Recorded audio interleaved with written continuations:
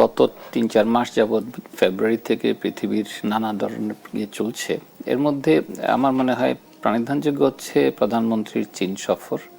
এটা একটা important step, milestone আমি বলবো। সেই সাথে মালয়েশিয়া সফর, এটা একটা মাইলস্টোন। বাংলাদেশ ইকোনমি আগামী দিনে একটু সাবধানে চলতে হবে, কারণ ভূ রাজনৈতিক যে চ্যালেঞ্জ ছিল এটা থামে নাই এই কারণে যে আমরা এখনো যে সমঝোতা ইরান ইউএস এর মধ্যে দেখছি এটা এখনো পার্মানেন্ট না, এবং সেই কারণে আগামী 4-5 বছরে ইকোনমিকে সামলাতে গেলে আমার সাজেশন হবে যে ইকোনমি যারা প্ল্যানার তাদের একটু চিন্তা করা যে আমি অনেকটা ডিভাইডেড ইকোনমি চিন্তা করতে পারি কিনা। ডিভাইডেড ইকোনমি বলতে আমাদের একদিকে আমাদের ইম্পোর্ট ভারত এবং চীন দু জায়গা থেকে আসে, আমাদের এক্সপোর্ট যায় ইউরোপ এবং আমেরিকা। এই দুজনকে যে সবাই দেখতে পারে তা না। সুতরাং আমাদের এবং এর সাথে যে সেক্টরটা জড়িত সেটা হচ্ছে আমাদের ব্যাংকিং সেক্টর। সুতরাং আমার সাজেশন হবে যে এখন বিশেষ করে চীন সফরের পরে চায়না থেকে এবং মালয়েশিয়া থেকে ইনভেস্টমেন্ট বাংলাদেশে আসার কথা। যদি আসে, বাংলাদেশ পৃথিবীর রাডারে পড়ে যাবে।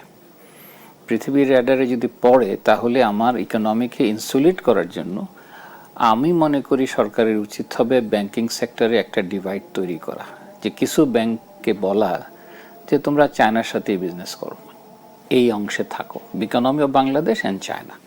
কিছু ব্যাংক যারা আমেরিকান ইউরোপের সাথে আছে, আবার কিছু ব্যাংকে রাশিয়ার সাথে রেখে দেওয়া আলাদাভাবে। এই কারণে যদি আমরা সেপারেশনটা না করি তাহলে যে কোনো চ্যালেঞ্জে হঠাৎ করে একটা ব্যাংকের উপরে যদি আমেরিকান স্যাংশন আসে, এখন চায়নার ক্ষেত্রে একটা নতুন রুল আসছে। চায়না বলছে যে যদি আমেরিকান স্যাংশন কেউ মানে এবং সেটা যদি চায়নার বিপক্ষে যায় তাহলে তাকেও পানিশমেন্ট করবে। সুতরাং চায়নাও এখন স্মার্টার হচ্ছে। আগে শুধু আমেরিকা যে কাজটা করতো, এখন চায়নাও করছে। এই প্রেক্ষিতে ভূ রাজনীতিতে আমাদের ব্যাংকিং সেক্টরকে রিঅর্গানাইজ করা উচিত, এটা একটা ইম্পর্টেন্ট।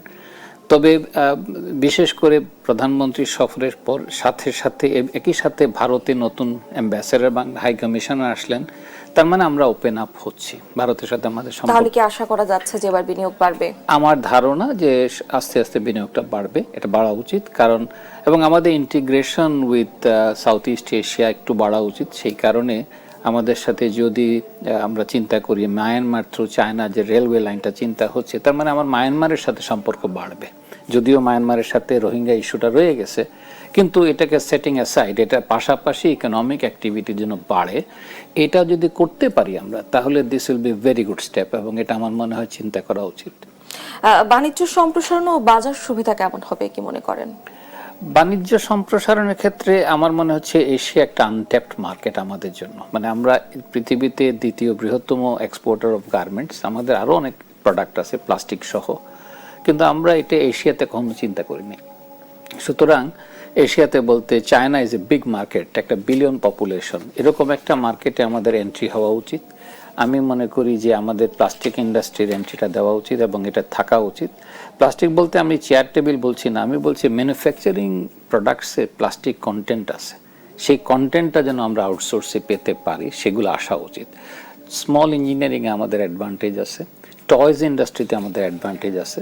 সুতরাং অনেকগুলো সেক্টরে আমার মনে হয় চাইনিজ লিঙ্কেজটা, শুধু চায়না আমি বলবো না, Malaysia is also another one, এই দুটা খুব কাজ করবে। সো আমাদের ওইদিকে চিন্তা করে অনেকগুলো লেবার ইন্টেন্সিভ প্রোডাক্টে বাংলাদেশে অ্যাডভান্টেজ আছে।